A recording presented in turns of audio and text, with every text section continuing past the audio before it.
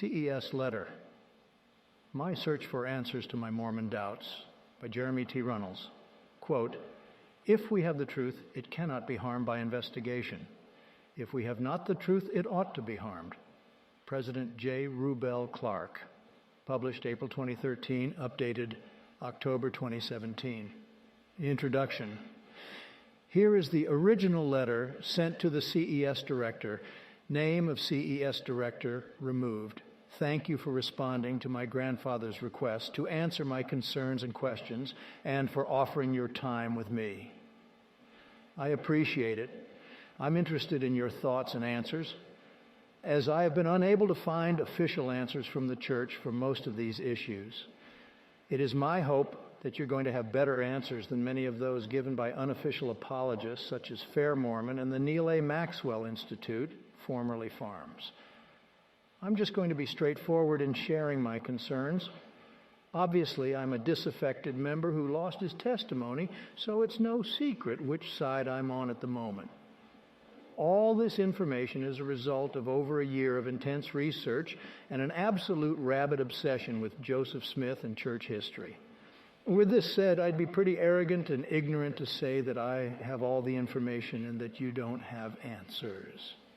Like you, I put my pants on one leg at a time and I see through a glass darkly. You may have new information and or a new perspective that I may not have heard or considered before. This is why I'm genuinely interested in what your answers and thoughts are to these issues. I've decided to put down in writing just about all the major concerns that I have. I went through my notes from my past year of research and compiled them together. It doesn't make sense for me to just lay down 5 concerns while also having 20 other concerns that legitimately challenge the truth claims of the LDS Church. A quick description of my background might help you understand where I'm coming from. I was a very active and fully believing member my entire life up until around the summer of 2012. My grandpa already outlined my life events to you in his email, so I think you get the idea that I accepted and embraced Mormonism. In February of 2012, I was reading the news online when I came across the following news article. Mormonism besieged by the modern age. In the article was information about a Q&A meeting at Utah State University that LDS Church historian and general authority Elder Marlon K. Jensen gave in late 2011. He was asked his thoughts regarding the effects of Google on membership and people who are leaving in droves over church history. Elder Marlon K. Jensen's response: "Maybe since Kirtland, we've never had a period of, I'll call it apostasy, like we're having now, largely over these issues." This truly shocked me. I didn't understand what was going on or why people would leave over history. I started doing research and reading books like LDS historian and scholar Richard Bushman's Joseph Smith, Rough Stone Rolling, and many others to try to better understand what was happening. The following issues are among my main concerns. 1, the Book of Mormon. 2, the Book of Mormon translation. 3, the First Vision. 4, the Book of Abraham. 5, polygamy and polyandry. 6, Prophet. 7, the Kinderhook plates and translator claims. 8, testimony and spiritual witness. 9, priesthood restoration. 10, the witnesses. 11, temples and Freemasonry. 12, science. 13, other concerns. 14, conclusions. 15, sources and notes. 16, epilogue. Book of Mormon concerns and questions. Quote, "The Book of Mormon is the keystone of our testimony. Just as the arch crumbles if the keystone is removed, so does all the church stand or fall with the truthfulness of the Book of Mormon." President Ezra T. Benson. The Book of Mormon, keystone of our religion. Quote, "Everything in the church, everything, rises or falls on the truthfulness of the Book of Mormon, and by implication, the prophet Joseph Smith's account of how it came forth." It sounds like a sudden death proposition to me. Either the Book of Mormon is what the prophet Joseph said it is, or this church and its founder are false, fraudulent, a deception from the first instance onward. Elder Jeffrey R. Holland, True or False, to New Era, June 1995. 1.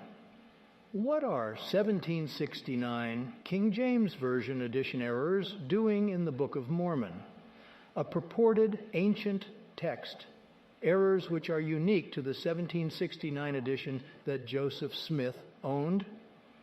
2. When King James translators were translating the KJV Bible between 1604 and 1611, they would occasionally put in their own words into the text to make the English more readable.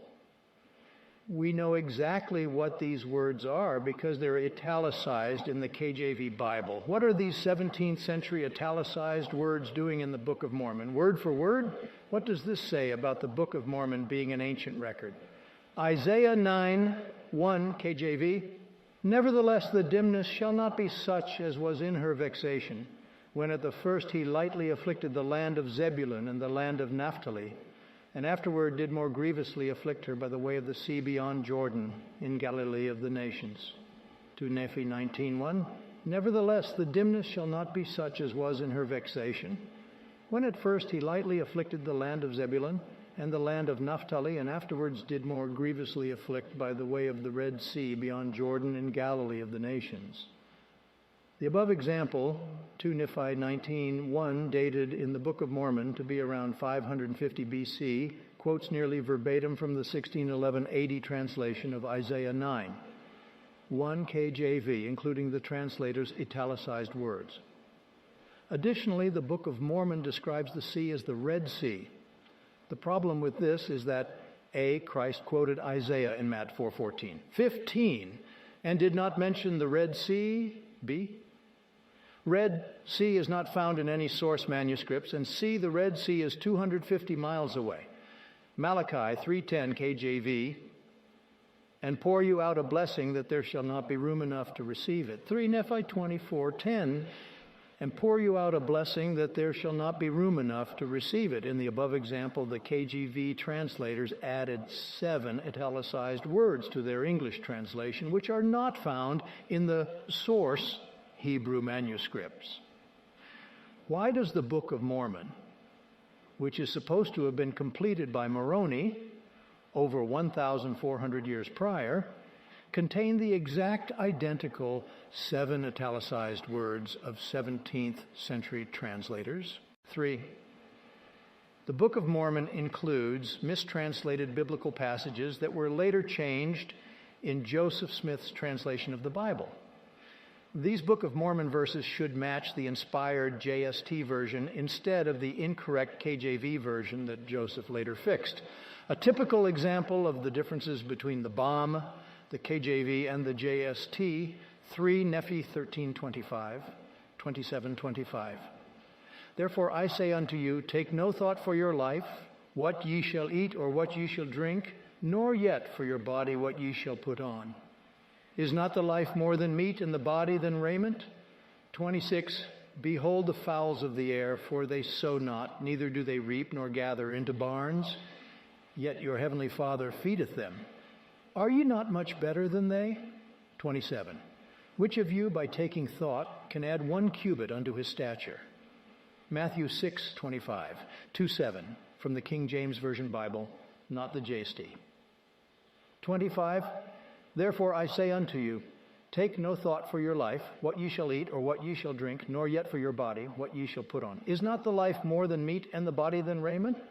26, "Behold the fowls of the air, for they sow not, neither do they reap, nor gather into barns, yet your heavenly Father feedeth them. Are ye not much better than they?" 27, "Which of you by taking thought can add 1 cubit unto his stature?" Matthew 6:25, 2:7, Joseph Smith translation of the same passages in the LDS Bible. 25, "And again I say unto you, go ye into the world, and care not for the world. For the world will hate you, and will persecute you, and will turn you out of their synagogues." 26, "Nevertheless ye shall go forth from house to house, teaching the people, and I will go before you." 27, "And your heavenly Father will provide for you whatsoever things ye need for food, what ye shall eat, and for raiment what ye shall wear or put on."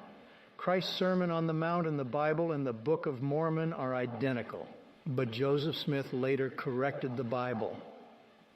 In doing so, he also contradicted the same identical Sermon on the Mount passage in the Book of Mormon.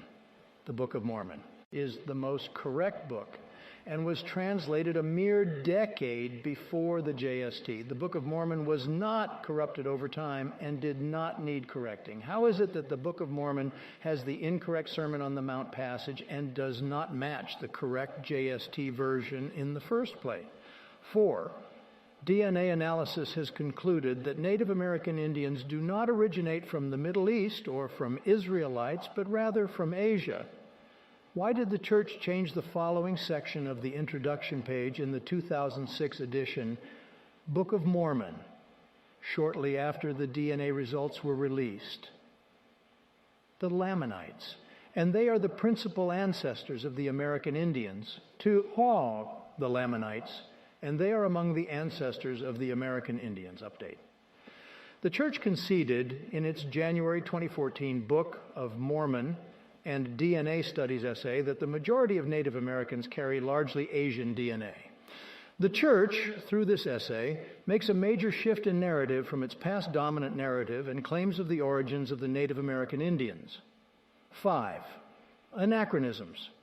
Horses, cattle, oxen, sheep, swine, goats, elephants, wheels, chariots, wheat, silk, steel, and iron did not exist in pre-Columbian America during Book of Mormon times. Why are these things mentioned in the Book of Mormon as being made available in the Americas between 2200 BC, 421 AD? Unofficial apologists claim victories in some of these items, but closer inspection reveals significant problems.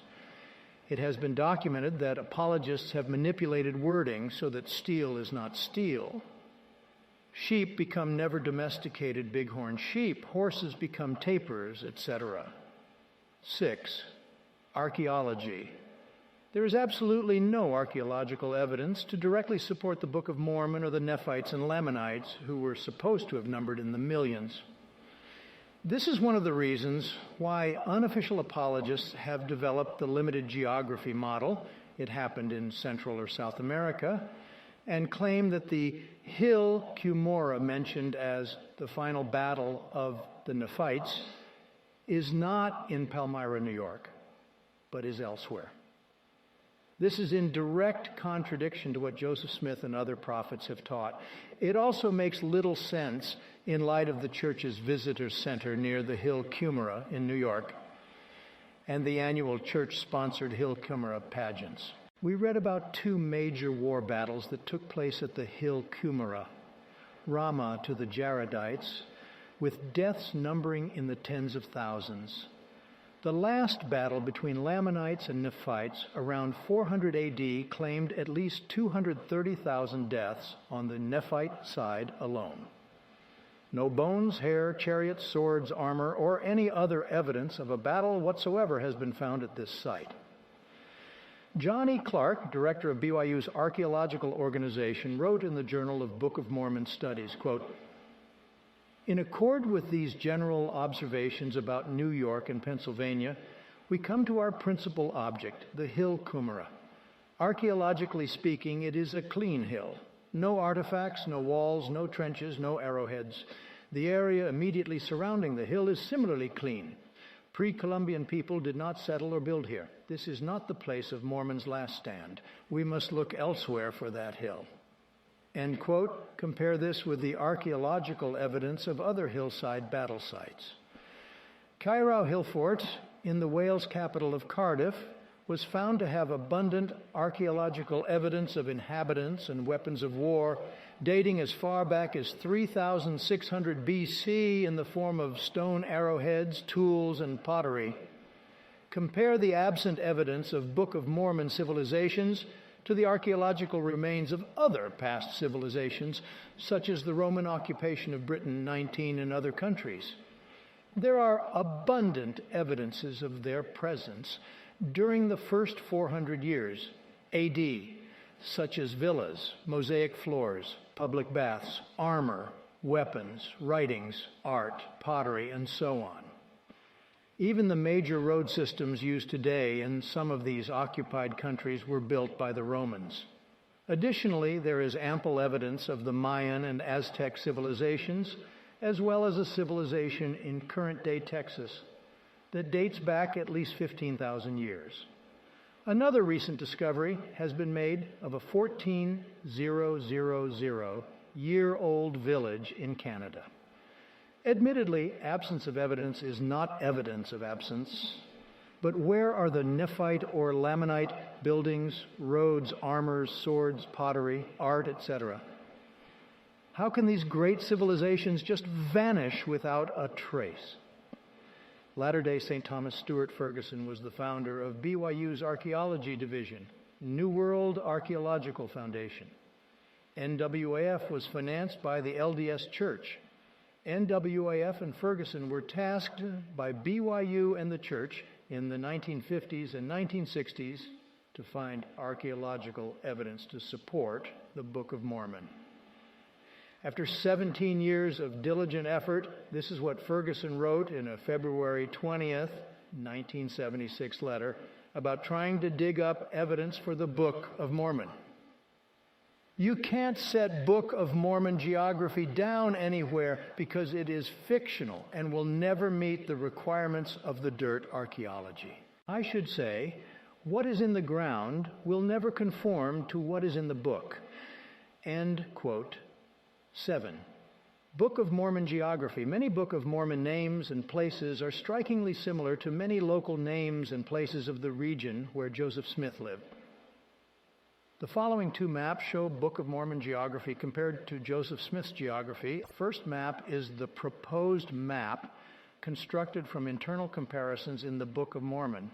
Throughout the Book of Mormon, we read of such features as the narrow neck of land, which was a day and a half's journey, roughly 30 miles, separating two great seas. We also read about the hill Oneida and the hill Ramah, all place names in the land of Joseph Smith's youth.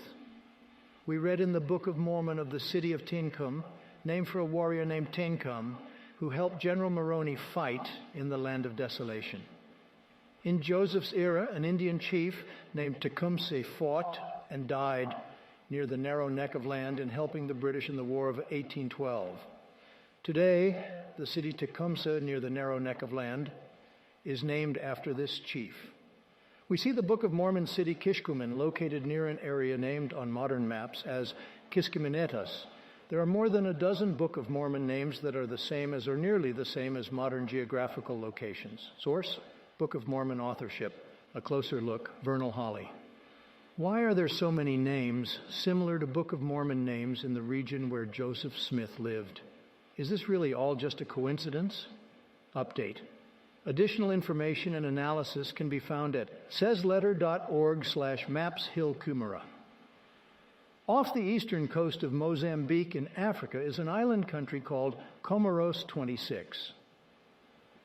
Prior to its French occupation in 1841, the islands were known by its Arabic name, Comora. There is an 1808 map of Africa that refers to the islands as Comora. Comora is near center in the above 1808 map of Africa, the largest city and capital of Comoros, formerly Comora. Moroni. Comora and Settlement Moroni were names in pirate and treasure hunting stories involving Captain William Kidd, a pirate and treasure hunter, which many 19th century New Englanders, especially treasure hunters, were familiar with. In fact, the uniform spelling for Hill Cumara in the 1830 edition of the Book of Mormon is spelled C-A-M-O-R-A-H. Pomeroy Tucker was born in Palmyra, New York in 1802, 3 years before Joseph Smith. He's considered to be a contemporary source. This is what he said about Joseph Smith. Quote, Joseph had learned to read comprehensively, reading works of fiction and records of criminality, such, for instance, as would be classed with the dime novels of the present day. The stories of Stephen Burroughs and Captain Kidd and the like presented the highest charms for his expanding mental perceptions. End quote from Mormonism, Its Origin, Rise, and Progress, p. 17.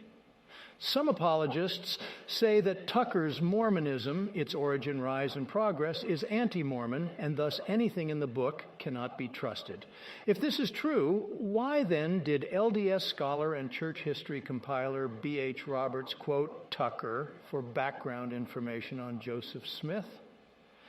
Also, Fair Mormon has an article in which they quote Tucker's book 4 times as support for Joseph, and they even refer to Tucker as an eyewitness to Joseph and his family.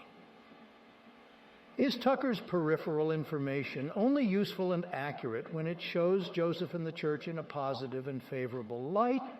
Quote, "We are sorry to observe, even in this enlightened age, so prevalent a disposition to credit the accounts of the marvelous. Even the frightful stories of money being hid under the surface of the earth and enchanted by the devil or Robert Kidd, Captain Kidd, are received by many of our respectable fellow citizens as truths." End quote from Wayne Sentinel, Palmyra, New York, February the 16th, 1825. Notice that this is considered prevalent and received by many of our respectable fellow citizens as truths. The above contemporary newspaper quote from Palmyra, New York in 1825 was not tainted by any desire to damage Joseph Smith. This article provides a snapshot of the worldview of 1825 New England. The Hill, Cumorah, and Moroni have absolutely nothing to do with Cumorah and Moroni from Captain Kidd's stories that Joseph and his treasure-hunting family, friends, and community were familiar with. The original 1830 Book of Mormon just happens to have the uniform camera spelling. This is all just a mere coincidence. Update. Additional information and analysis can be found at cessletter.org/Cumorah8. There was a book published in 1823, Vermont, entitled View of the Hebrews. Below is a chart comparing the View of the Hebrews to the Book of Mormon. Reverend Ethan Smith was the author of View of the Hebrews. Ethan Smith was a pastor in Poultney, Vermont, when he wrote and published the book. Oliver Cowdery, also the Poultney, Vermont resident, was a member of Ethan's congregation 38 during this time, and before he went to New York to join his distant cousin, 39 Joseph Smith. As you know, Oliver Cowdery played an instrumental role in the production of the Book of Mormon. This direct link between Joseph and Oliver and View of the Hebrews demonstrates that Joseph is very likely to have been aware of the theme and content of that book. It gives weight to all the similarities described in the preceding comparison chart. Apologists may point out that the Book of Mormon is not a direct word-for-word plagiarism of View of the Hebrews, and indeed that is not the claim. Rather, the similarities should give any reader pause that 2 books so similar in theme and content would coincidentally be connected by Oliver Cowdery. LDS General Authority and Scholar Elder B.H. Roberts, 40, privately researched the link between the Book of Mormon and the View of the Hebrews, Joseph's father having the same dream in 1811 as Leahy's Dream 41, and other sources that were available to Joseph Smith, Oliver Cowdery, Martin Harris, and others before the publication of the Book of Mormon. Elder Roberts' private research was meant only for the eyes of the First Presidency and the Quorum of the 12, and was never intended to be available to the public. However, Roberts's work was later published 42 in 1985 as Studies of the Book of Mormon 43. Based upon his research, Elder B.H. Roberts came to the following conclusion on the View of the Hebrews. Did Ethan Smith's View of the Hebrews furnish structural material for Joseph Smith's Book of Mormon? It has been pointed out in these pages that there are many things in the former book that might well have suggested many major things in the other. Not a few things merely, 1 or 2 or a half dozen, but many. And it is this fact of many things of similarity and the cumulative force of them that makes them so serious a menace to Joseph Smith's story of the Book of Mormon's origin. B.H. Roberts, Studies of the Book of Mormon, p. 240.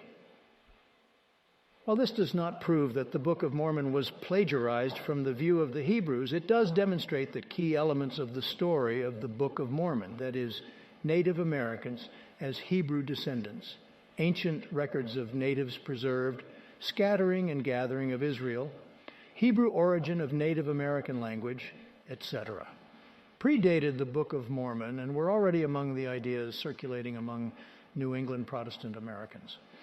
With these ideas already existing and the previously cited issues with KJV plagiarism, errors, anachronisms, geography problems, and more issues to come, is it unreasonable to question Joseph Smith's story of the Book of Mormon origins as church historian B.H. Roberts did? Update. Additional information and analysis can be found at saysletter.org/VOH9, The Late War Between the United States and Great Britain, 44. This book was an 1819 textbook written for New York State school children.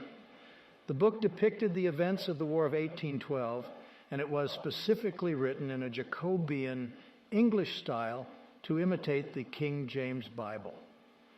This affected scriptural style was calculated to elevate the moral themes, characters, and events depicted in the narrative to inspire the readers to, quote, patriotism and piety. Readers already accustomed to revere scriptural-sounding texts in the ancient Bible would be predisposed to revere this history book, which employs the same linguistic style. The first chapter, 45 alone, is stunning as it reads incredibly like the Book of Mormon. Quote 1, "Now it came to pass in the 1812th year of the Christian era, and in the 36th year after the people of the provinces of Columbia had declared themselves a free and independent nation. 2, that in the 6th month of the same year, on the first day of the month, the chief governor, whom the people had chosen to rule over the land of Columbia.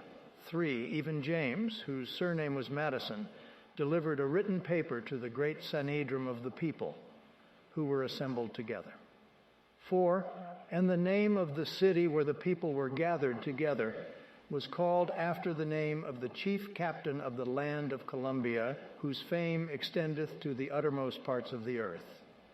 Albeit he had slept with his fathers." End quote. In addition to the above KJV language style present throughout the book, what are the following Book of Mormon verbatim phrases, themes, and storylines doing in a children's school textbook that was used in Joseph Smith's own time and backyard? All of this a mere decade before the publication of the Book of Mormon.